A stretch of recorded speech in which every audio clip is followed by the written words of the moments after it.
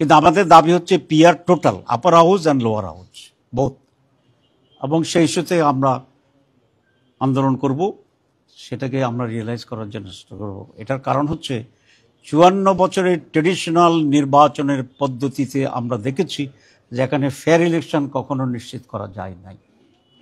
সুতরাং এই দীর্ঘ সময়ের ব্যর্থতার প্রেক্ষিতে আমরা একটা নতুন এক্সপেরিমেন্ট করতে চাই, যারা পৃথিবীর প্রায় 70-80টা দেশে আছে, যেটা মোর প্রতিনিধিত্বমূলক। একজন 51% পেয়েছে, একজন 49% পেয়েছে। বর্তমান ট্রেডিশনাল সিস্টেমে যিনি 51 পেয়েছেন উনি গলায় মালা পরবেন, জিন্দাবাদ। আর যিনি মাত্র 2% কম পাইছেন তিনি জিরো হয়ে যাবেন। আগে যখন ইলেকশন করতাম, বিশেষ করে মহিলারা বলতো বাবা ভোট পাসাবো না, তখন বুঝতাম না, এখন থেকে ঠিকই আছে, মানে that will not be valued at all. কিন্তু পিআর সিস্টেমে আপনি 49% এখানে পেয়েছেন, আর কোথাও আপনি 52% পেয়েছেন, আর কোথাও আপনি 10% পেয়েছেন। সারা বাংলাদেশের ইন টোটালিটি আপনার স্ট্রেংথটা কি সেটা প্রতিনিধিত্ব হবে, এবং সেই প্রফেশন আনুপাতিক করেই আপনি পার্লামেন্টে আসন গ্রহণ করবেন।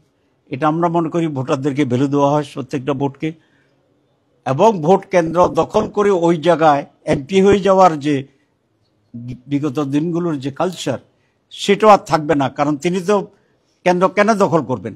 কারণ উনি যে এখান থেকে এমপি হবে এটা নিশ্চয়তা নেই। উনি টাকা কেন খরচ করবেন, উনি এমপি হবেন এটা কোনো নিশ্চয়তা নেই। সুতরাং একটা ফ্রি ফেয়ার ইলেকশনের জন্য মোর প্রতিনিধিত্বমূলক যে সিস্টেম সারা দুনিয়ায় আজকে প্রবর্তিত আছে, this is new for Bangladesh. বাংলাদেশের নতুন, বিশ্বে নতুন নয়। আমরা মনে করি এটা জনগণের ভোটের রাইটসকে নিশ্চিত করবে। আমরা সেই দাবি আমরা উত্থাপন করছি। আমরা আজকে মাননীয় সিসিকে বলেছি যে নির্বাচনের পূর্ব শর্ত হচ্ছে লেভেল প্লেইং ফিল্ড, খেলার মাঠটা সমান হইতে হবে, কারণটা উঁচা নিচা এটা হবে না। এবং উনি আমাদেরকে নিশ্চয়তা দিচ্ছেন, বলেছেন, যদিও এটা আজকে আমার জামাতের পক্ষ থেকে ওইরকম প্রতিনিধিত্বমূলক নয়, তারপর উনি বলেছেন যে আমার দিক থেকে আমি সাধ্যমতো এই ব্যাপারে আমি সিরিয়াস থাকব।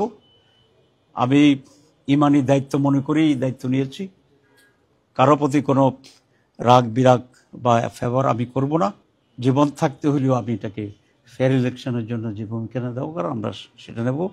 আমরা চিফ ইলেকশন কমিশনের উপরে এখনও আস্থা রাখতে চাই, এবং আগামী দিনে আমাদের এই যে লেভেল প্লেইং ফিল্ড তৈরি করা, তারপরে ঐকমত্য কমিশনের একটা বাস্তবায়ন করা, তারপরে পুলিশ, এসপি, ডিসি তাদেরকে সঠিক নিরপেক্ষ লোকদেরকে বসানো এবং বিভিন্ন জায়গায় সেট এবং ট্রান্সফার করা, এগুলো খুবই জরুরি এবং আমরা সেইটা দেখতে চাই।